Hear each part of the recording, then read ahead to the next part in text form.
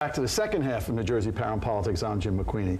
State Senator Ray Lesniak is one of the most powerful Democrats in New Jersey. So when he speaks about Democratic candidates, Democrats listen right on up to the president. The senator says that Barack Obama might have a tough slog for re-election and he needs to strengthen his ticket. Senator, you say the way to do that is to put Hillary on the ticket as vice president and out with Biden.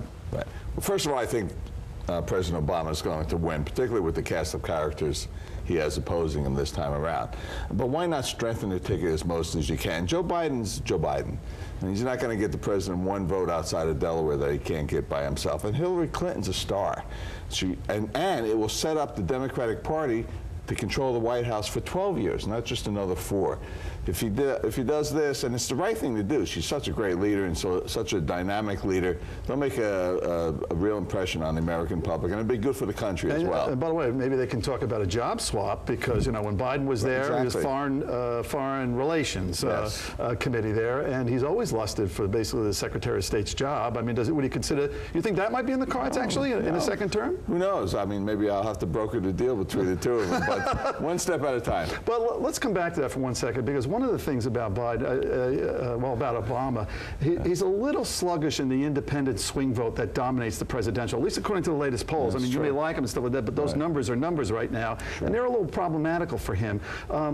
King among these voters, these swing voters, often are Catholic voters. Now, you're talking about Biden, who's a Catholic on that ticket here.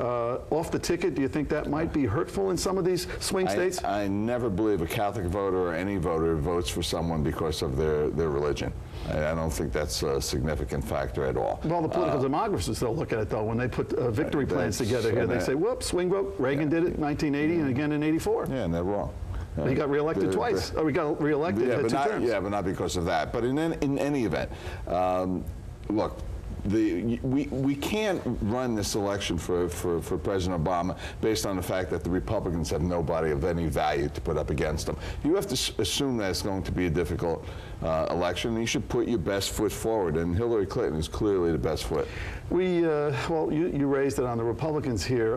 You saw Governor Christie on the campaign trail, as he is, and he gave some remarks the other day that it was basically saying to Obama, on the face of it, hey, guy, you got to man up a little more here. But a lot of political analysts were saying he was actually speaking to the person he endorsed, Romney, now that Gingrich, at least in Iowa, has edged ahead of him. Right. Not only edged ahead of him, but went way ahead of him. Romney is the John Kerry of the Republican Party. He doesn't stand for anything. He has no principle. He has no passion. And Christie, I think, is doing himself a huge disservice for the voters in New Jersey. They're not going to like him lecturing to the President of the United States in his bully type of way. But then again, I don't think Christie is running for re-election as governor. I think he's going to be running for president after Obama wins. Well, let's talk about that for a second. More about the issue of Christie then. You say, all right, you shouldn't be on the campaign trail doing this, although it might be noted, his numbers are better than probably any Democratic politician in New Jersey. His numbers were great because of the hurricane and his leadership that he showed. He got a lot of his support back that he had lost, no doubt about that. But it's going to start going back down again. If he starts lecturing and he has this mean streak and this bully streak on a national stage. But I don't think he cares. He's playing to this national audience that he's going to need 4 years from now when he runs for president. Well, one final question on this thing about Obama. We talked before about his sluggishness in that independent swing vote that dominates presidential elections. Sure. How is it possible that he's going to turn that around in terms of the perception to voters right now, regardless who's number 2 on his ticket or not? You know how to turn elections around. When you have a candidate and you compare yourself to that candidate, Bill Clinton told me that you always want the election to be about the other guy, not about you. But a re-election, Ray, is often only a referendum on the incumbent, and that's where Obama is right now. But that's not based on who's going to run against him. It's going to be easy to campaign. Gingrich will be the Republicans' George McGovern. Obama will win 46 states, 42 states. This looks a little bit like 1996 for Clinton, doesn't it really? When he got Dole to run against him, and that was what they wanted. Exactly, and I think that's what's going to happen. Let's come back to Christie for a second here. You say he's not going to run, your view. Why? Well, because he wants to be president. Plus, he can spend 4 years not only campaigning for president, but being a news analyst, he's a star. He's a media star. Again, I don't think that'll help him get reelected in New Jersey. And if he wants to be president, why would he risk the chance of losing re-election? That would kill that hope too.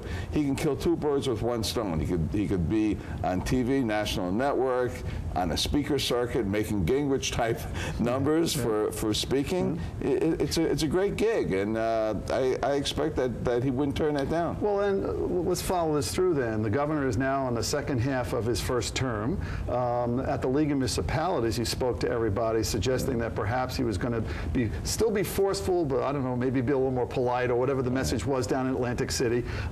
What is the Chris Christie that you will expect as the governor in the legislature having to deal with him? Well, I have to deal with the governor that shows up, not the governor that I expect. And right after that kumbaya statement, he came out and he said, I'm not appointing another Essex County judge until you confirm Commissioner Cerf. So he's putting his education commissioner, right? Right. Yeah. So he's putting his entire judiciary of Essex County in jeopardy. Cases are being delayed because this guy wants his title. He's still functioning in the office.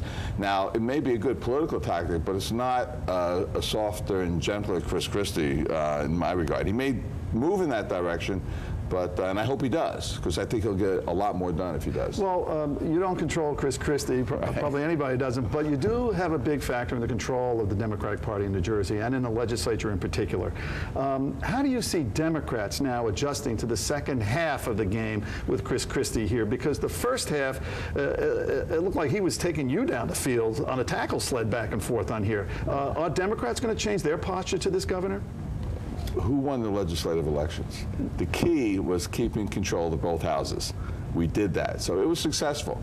You know, other people thinking, notwithstanding that he had the upper hand on everything, the prize was getting the legislature back, and that's the tool may have been redistricting, though. That's an aspect that they said the Democrats won the redistricting battle as well. That was part of it. But come back to your agenda, the Democratic agenda in the State House with Chris Christie, with the Chris Christie you think is not going to run again. So what do the Democrats want to do with these next 2 years before you're all up for re-election again? Well, I think what we want to do is agree with the governor on the issues that we care about and fight him to the end on the issues that he doesn't support. Well, he's made it clear through the first 2 years what issues he wants. He's made it clear, right? And there's been some victories on here with some legislative cooperation here by the Democrats that control both houses. What do you want to make clear to him? He has a speech he's going to make, State of the State, coming up in a month and a half. The budget address after that, how they pay for that dream and the State of the State. What would the Democrats be saying right now, you and others, about what you want to see in 2012 and 13 of the 2 years left? Simple. Millionaire's tax.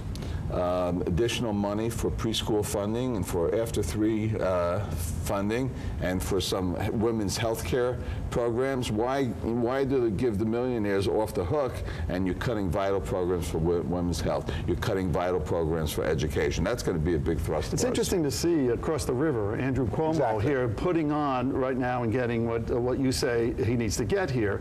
But the governor has made it basically a Rubicon, a political Rubicon that you're not going to cross while he is there. So how realistic is getting the millionaire's tax? If the governor won't sign it, you're not going to get the override. How realistic will it be if we don't try?